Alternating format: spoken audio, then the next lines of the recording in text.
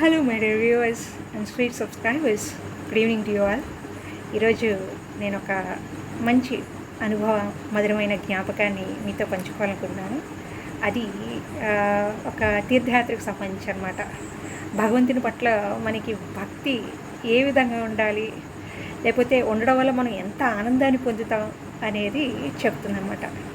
అంటే నాకు అంత భక్తి ఉందనుకోకండి, ఎలాంటి భక్తి మీకే తెలుస్తుంది.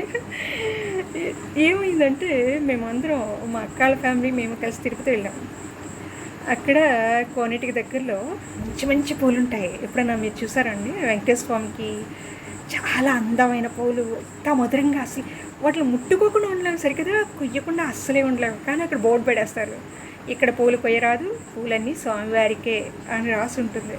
అయినా సరే నేను అస్సలు ఆగలేక కొన్ని పూలు అయితే కోసాను, ఒక 4-5. అమ్మ గట్టిగా తిట్టింది, హెచ్చి నీ బుద్ధి ఉందా లేదా, అక్కడ ఇచ్చట పూల కుయ్యరాదు ఉందా, గాడిద కోసేస్తావా అని తిట్టింది. అప్పుడు నాకేమనిపించింది, నా మనసులో ఫీలింగ్ ఎలా ఉందంటే, నేను ఇప్పుడు గెస్ట్ని కదా వెంకటేశ్వర స్వామికి, కాబట్టి ఈ పూలన్నీ నాకే అనిపించింది అనమాట. స్వామివారికి అంటారేంటి, ఎవరైనా మన ఇంటికి గెస్ట్ వస్తే మనం ఎలా ట్రీట్ చేస్తామండి, చాలా బాగా చూస్తాం కదా వాళ్ళని. వాళ్ళ కోసం స్పెషల్ డిషెస్ వండి పెడతాం, మంచి మంచి కూరలు అవి అన్నీ వండి పెడతాం. వాళ్ళకి ఇంచుమించు వాళ్ళు చాలా హ్యాపీ ఫీల్ అలా చూస్తాం.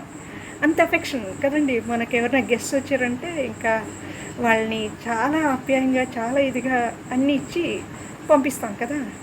అలా నాకేమనిపించింది అంటే, నేను ఇప్పుడు గెస్ట్ని కదా, గుడికి వచ్చాం. గుడి అంటే స్వామివారి ఇల్లు.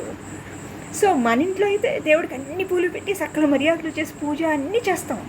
మనం గుడికి వెళ్ళామంటే నా ఫీలింగ్ ఏంటంటే, దేవుడే మనకు అన్నీ ఇవ్వాలి, మనం గెస్ట్ అన్న ఫీలింగ్ అనమాట.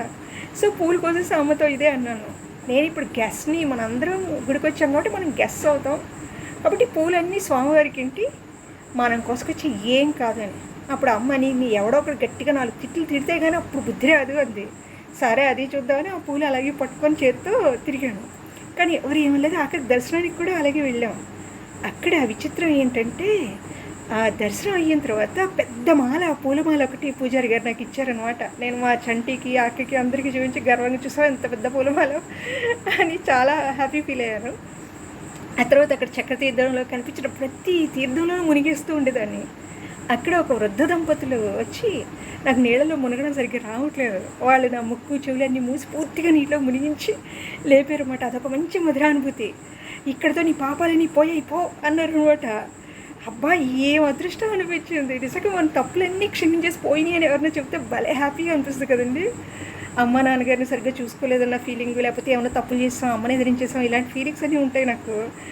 అలా అమ్మకి నాకు అసలే పడదు. అమ్మని తిట్టేస్తూ ఉంటాను, ఎప్పుడు ఎదిరించేయడమే చిన్నప్పుడు. అలా అనుకుని హ్యాపీ ఫీల్ అయ్యాను అనమాట, అమ్మయ్య అన్నీ పోయినాయి అని. నిజంగా ఆ తిరుపతి వెళ్ళేటప్పుడైతే కొంచెం ఏడుస్తూ మూడు బాగుండి వెళ్ళాను, కానీ క్షేత్రంలో అడుగుపెట్టిన తర్వాత మాత్రం నిజంగా ఎంత అనుభూతి పొందాను, ఎంత హ్యాపీగా చూసుకున్నా అంటే, నిజంగా వెంకటేశ్వర స్వామి నన్ను గెస్ట్లా కావాల్సిన మర్యాదలన్నీ చేసి పంపించాడు అనిపించింది. అంత హ్యాపీ ఫీలింగ్ కలిగింది అనమాట. Thanks for watching, keep watching, love you all, bye.